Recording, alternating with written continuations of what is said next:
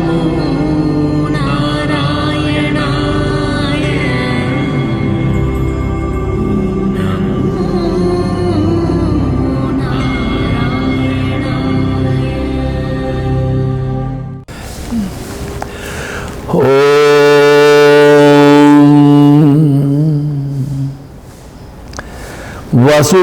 वसुदेवसुतं देवं कंसचाणूरमर्दनं देवकी परमानन्दं कृष्णं वन्दे जगद्गुरुं मूकं करोति वाचालं पंगुं लंघयते गिरिं यत्कृपातमहं वन्दे परमानन्दमाधवं। हरिः ओम श्री गुरुभ्यो। गुरु भगवान श्री स्वामी शिवानंद जी महाराज को प्रणाम। परमात्मा के प्रत्यक्ष सर्व गुरुदेव श्री स्वामी चिदानंद जी को प्रणाम। भगवान कृष्ण को प्रणाम। तमाम संतों को, गुरुजनों को और आप सबके हृदय में विराजित परमात्मा को प्रणाम। नमो नारायण, नमो नारायण। युद्ध की तैयारी हो चुकी है। वेद व्यास जी का आगमन अभी धृतराष्ट्र के पास में होता है। मैं चाहता हूं कि अभी भी आप युद्ध को रोक सकते हो। जो मैं देख रहा हूं वो उचित नहीं है। तुम्हारे 100 पुत्रों का विनाश होने वाला है, रोको। धृतराष्ट्र धूर्त है, बड़े नाटकीय ढंग से। मैं क्या करूं, दुर्योधन मानता नहीं है।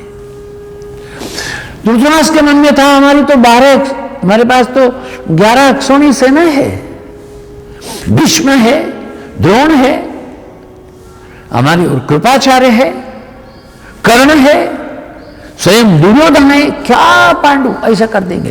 That was all unfortunate wrong notion in thinking in the mind of Dhritarashtra.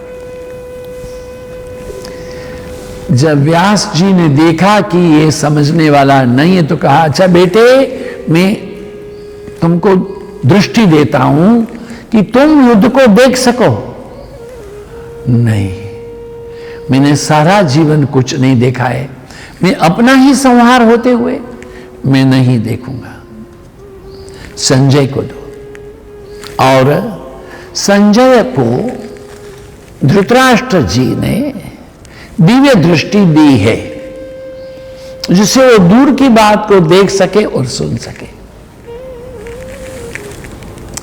ये यहां पर एक प्रश्न है कि संजय की विशिष्ट क्षमता क्या थी। संजय की कोई विशिष्ट, he was only an charioteer. Dhritarashtra का सारथी है, इसके अतिरिक्त कुछ भी नहीं। हाँ, एक बार उनको दूत बना के भेजा भी गया था। इसके अतिरिक्त उसकी कोई विशिष्ट क्षमता कोई नहीं थी। अब जब युद्ध प्रारंभ ही हुआ है तब यह संजय है बैठ करके खगोल, भूगोल, ग्रह, नक्षत्र की बातें करता रहा 10 दिन तक। महाभारत के भीष्म पर्व में इसका वर्णन है। किंतु 10वें दिन जब भीष्म पितामह धराशायी हो गए, ताश्री ऐसा बोला है जब संजय, अब तक सिर ऐसा करके धृतराष्ट्र थे। क्या हुआ संजय, बताओ संजय क्या हुआ। ताश्री नहीं रहे, ताश्री नहीं रहे, नहीं रहे, नहीं रहे। संजय बताओ क्या हुआ। यहां गीता का प्रारंभ है। युद्ध के आरंभ होने के 10वें दिन तब धृतराष्ट्र का पहला प्रश्न है, धर्म क्षेत्रे कुरुक्षेत्रे समवेता युत्सवः मामकः पांडवाश्चैव किम अकुर्वत संजय। हे संजय, धर्म भूमि में कुरुक्षेत्र में एकत्रित हुए युद्ध की इच्छा के संपन्न पांडव के और मेरे और पांडव, मामा का हा पांडवा, मेरे और पांडव के यह विभाजन है। किम कुर्वत, क्या करते हैं? संजय की बात को हम थोड़ा देखेंगे, किंतु उसके पहले देखते हैं कि ये क्या कहना क्या चाहते हैं। देखिए, हमारे हिंदू परंपरा में जब शादी होती है, दूल्हा दुल्हन जब घर में आते तो उनकी माता जी है उनको सौभाग्य थाली आरती करती है। रण में लड़ाई करने जाने वाले जो वीर राजा लोग हैं, उनकी पत्नी तलवार से अंगूठे में से खून काट करके विजयी भव कहती थी। यहां अंधे आदमी को क्यों बैठाया है? गीता में पात्र हैं, युधिष्ठिर भी है, संजय भी है, कृष्ण भी है, अर्जुन भी है। अरे महाभारत का श्रेष्ठ ज्येष्ठ प्रात्र भीष्म भी है। यहां क्यों बैठाया आगे? और वो भी पूछ रहा है धर्म, जो पूरा अधर्मी है, जिसके मन में धर्म मने कल्याण, धर्म मने प्रेम, धर्म मने सद्भाव, धर्मा करते दूर धारे थी, जो रक्षण करने वाला, ये तो भक्षण करने वाला है। बताइए, तो उसको क्यों आगे रखा गया है? ये हमारी मानव जाति का प्रतीक है।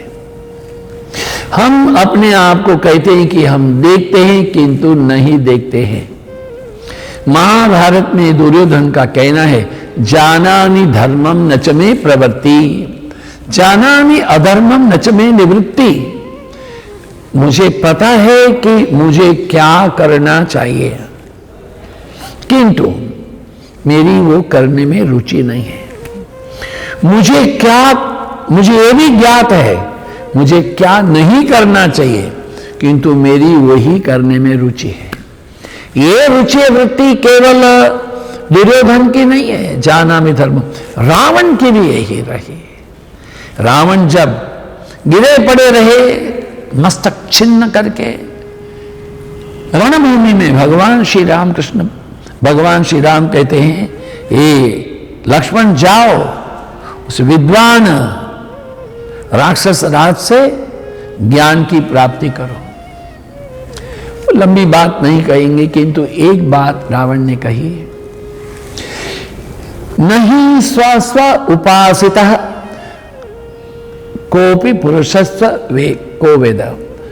ये नहीं स्व उपासितः को पुरुषस्व स्वेदो, कल करना नहीं, किसी पुरुष की कल का भरोसा नहीं है। रावण ने कहा कि मुझे एक शक्ति है, ऊर्जा है, एक क्षमता है।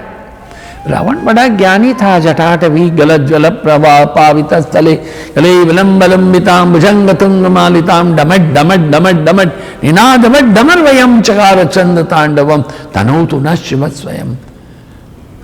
जटाकटा संभ्रमं भ्रमण नीलिम पनीर जरी विलोल वीचि वल्लरी विराजमान मूर्धनि दगद दगद दगद दगद चल ललाट पट्ट पावके किशोर चंद्र शेखरे रति प्रति। ये रावण की रचना है, ऐसी रचना कभी हुई नहीं।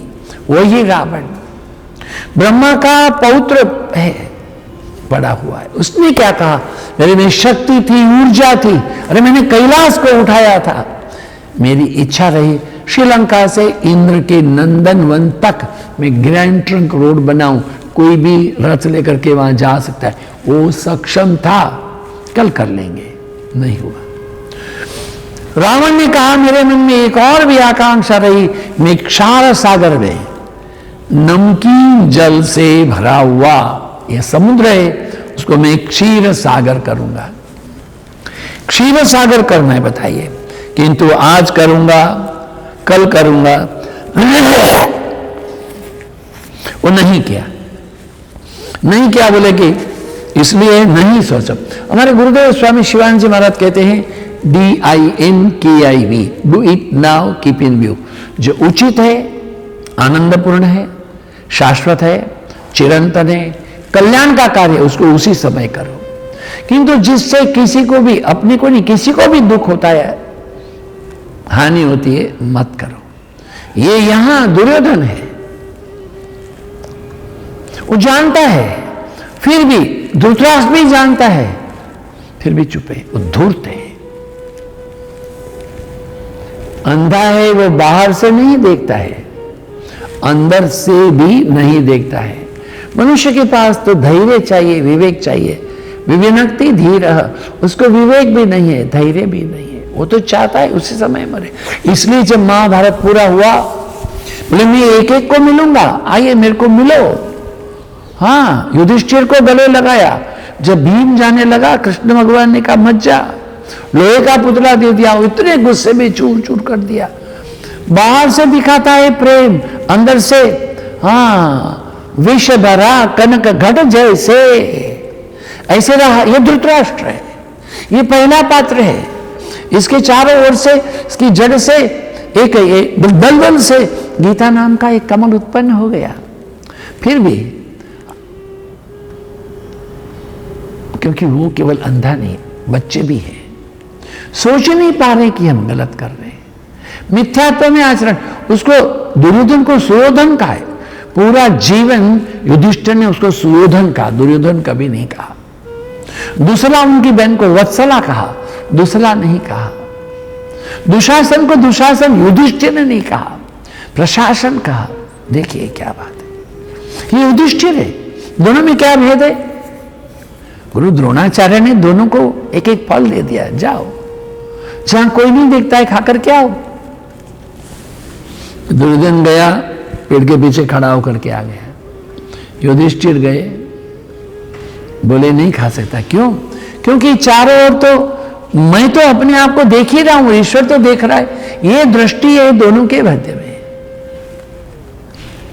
यही दृष्टि है। और इसलिए हमारे पास में और कोई भी सुविधा नहीं है कि हम क्या करें। हमारे पास में एक ही दृष्टि है कि हम अपने जीवन की धराधुरा को ये अंध नहीं बनाएं, जलील नहीं करें। फिर भी हर चीज में अच्छा दिखना चाहिए। धर्म क्षेत्रे कुरुक्षेत्रे एक है। देखिए हिंदी में हम कहते हैं मैं जाना चाहता हूं, हूं चाहता, ऐसा नहीं बोल सकते। नहीं, अहम तो संस्कृत भाषायाम वार्ताम कर्तुम कामये, संस्कृत में बोल सकते हैं कामये वार्ताम कर्तुम संस्कृत भाषायाम। ये मला माहित नाही माहित माला, ऐसा नहीं बोलते। संस्कृत में हम गच्छामी हम, इसलिए धर्म क्षेत्रे कुरुक्षेत्र चारों को अलग कर लो, जोड़ो। क्षेत्रे कुरु धर्म, क्षेत्रे आपके प्रत्येक विचार में, आपकी प्रत्येक वाणी में, आपके प्रत्येक व्यवहार में धर्म करें। वो धर्म क्या है? जो धारती, जो हमको धारण करे। जानते अनजानते हमारे विचार से, वाणी से, व्यवहार से हम किसी को कष्ट ना दे। अब फिर से हम जाते हैं। देखिए क्या बात है, धृतराष्ट्र अंध है, नहीं देख पा रहे। लोगों में कुछ ऐसी भावना है कि सूरदास है वो जन्मांध नहीं थे, उन्होंने अपनी आंखें फोड़ ली थी। नहीं, ऐसी बात नहीं है, सूरदास जन्मांध थे। छोटे थे, क्यों यहां पर बात आई सूरदास की? क्योंकि धृतराष्ट्र अंधे हैं, अंधे होते हुए वो यहां पर नहीं देख पा। सूरदास देख रहे हैं, क्या देख रहे हैं? उनको भगवान की कृपा दृष्टि है। इस बात को उनको नहीं भूलना चाहिए। वो क्या बात है कि सूरदास जब बचपन में रहे, बाल्यकाल में, उनको केवल लंगोटी पहनाई जाती थी। माता ठीक समय से उनको भोजन नहीं देती थी, माता उन सब किसी को भी भोजन नहीं देती थी, और बच्चे उनको खेलने पर उनकी चुटिया खींचती करते थे। और पिता के पास जब मुझे पढ़ाओ ना, अरे तू अंधा है, तुझे क्यों पढ़ाना है मेरे को, बताइए। मां मुझे भूख लगी, सारा दिन अंधा कहीं का भूख खाना। सूरदास माता से, पिता से, अपने भाई बहनों से, बच्चों से तंग थे। रात रात घर छोड़ करके संतों की मंडली में चले गए। संतों की मंडली ने भी सोचा कि इस अंधे को कहाँ ले लिए घूमना है, उसको छोड़ करके संत चले गए। सूरदास को आक्रंद हुआ है, बड़ा दुख हुआ है। हे परमात्मा, हे विठल, हमको नहीं चाहिए, नहीं चाहिए, नहीं चाहिए, ये संसार नहीं चाहिए, मैं क्या करूं, मैं कहां जाऊं, मुझको नहीं चाहिए।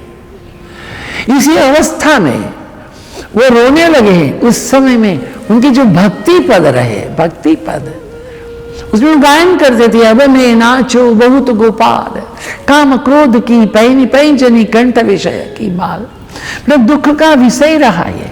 और उसमें क्या हो गया कि ये हमारे सूरदास जी, इनकी भक्ति की भावना की कथा सुनकर के ये हमारे वल्लभाचार्य जी महाराज, महाप्रभु जी का आगमन हुआ। सूरदास, तुम्हारा जन्म ये रोने धोने के लिए नहीं है, आओ मैं तुम्हें मंत्र देता हूं, कृष्ण का गायन करो। हमारे महाप्रभु जी ने सूरदास को मंत्र दिया है, श्री कृष्ण शरणम मम, श्री कृष्ण शरणम मम, श्री कृष्ण शरणम मम, श्री कृष्ण शरणम मम, श्री कृष्ण शरणम, श्री कृष्ण शरणम। आओ मैं तुम्हें वृंदावन लेके जाता हूं, बांके बिहारी जी के यहां बैठा देता हूं, बांके बिहारी जी का दर्शन करो और उनका गायन करो। सूरदास कहते थे, मैं दर्शन करो, गायन करो, मैं तो देखता नहीं। वल्लभाचार्य जी ने कहा, तुम नहीं देखते, ठाकुर जी तो देखेंगे। और सूरदास की भक्ति के द्वारा वो प्रभु के जो वेशभूषा श्रृंगार को देखने लग गए। यदि पीले वस्त्र धारण कराए हैं तो पीते वसन धन धारो मुरारी, पीते वसन, आपने पीते बता रहे हैं। और एक दिन यदि कमल की शोभा है तो आज कमलन में बैठे। हाँ, तो ये तमाम जो मुखिया जी लोग रहे ना, बोले कि अंधा है, कैसे देखता है। एक दिन उन्होंने क्या किया कि जो ठाकुर जी के जो राज भोगों राजवेश किए ही नहीं, वो रात में शयन में जो कौपीन धारण किए थे, आधा वस्त्र, उसमें खड़ा कर दिया श्रृंगार आरती में। और सूरदास जी की आंखों में आंसू आ गए। काहे ढाड़े नंग दडंग, हे नाथ रूठी माया सुदा के रूठी, आज राज रानिया काहे ढाड़े नंग दडंग। सूरदास की दिव्य दृष्टि थी, बाहर की दृष्टि चली गई, तब भी वो अपने अंतर से परमात्मा के सौंदर्य का दर्शन करते थे। और उन्होंने हजारों पद लिख दिए प्रभु के प्रेम के श्रृंगार के। जबकि धृतराष्ट्र को न बाहर दृष्टि थी न अंदर दृष्टि थी। वह सबसे पहली बात तो यही है कि गीता का प्रारंभ एक अंधे आदमी से शुरू होता है। देखिए, वह स्वयं अंधे नहीं है, युद्ध के मैदान पर क्या हो रहा है जानना भी चाहते हैं। ये देखिए, आप भी समाज में रहते हो, जो अंधा है ना, वो कौन था, कौन आया था, बहरा है, वो सुनना चाहता है। वो क्या कह रहे थे, उसको हमेशा संशय होता है मेरी बात हो रही है। अंधा देखना चाहता है, बहरा सुनना चाहता है, भगवान का भजन नहीं करना चाहते। एक बार कर ले, अंधा देखे लंगड़ा चल कर पहुंचत काशी रे, दर्शन दो घन श्याम नाथ मोरी अखियां प्यासी रे। द्वार दया का जब तू खोले, पंचम सुर में गंगा बोले। प्रभु के साथ प्रीति करे तो अंधा देख सकता है, लंगड़ा चल सकता है, गूंगा बोल सकता है, किंतु हमने अपने जीवन से कृष्ण को निकाल दिया, दूर रख दिया है, हमारे शत्रु के पक्ष में कृष्ण रख दिया है, तो अंधा नहीं देख सकता। न उनके पुत्र भी देख सकते हो। और दूर जाकर के ये जानने को पीड़ित हो, जानने को आतुर हो क्या हो रहा है, क्या बोल रहे हैं, माम कहा पांडवाश्चैव। यह समझ लेना है कि धृतराष्ट्र से जन्मे हुए पुत्र भी अंधा व्यवहार ही कर रहे थे। आम के पेड़ में आम ही होता है। देखिए, ध्यान दें, बहुत गंभीर बात है। हम कथाकारों से युगों से सुनते आ रहे हैं कि द्रौपदी ने जब युधिष्ठिर के राजसूय यज्ञ के बाद में दुर्योधन जब राजमहल की शोभा देने, जो मयदानों ने बनाया था, जल में स्थल, स्थल में जल गिरा, तो द्रौपदी ने हंस के कहा अंधे के अंधे, जी ना ना ना, 3 बार नहीं, बिल्कुल नहीं, बिल्कुल नहीं आना।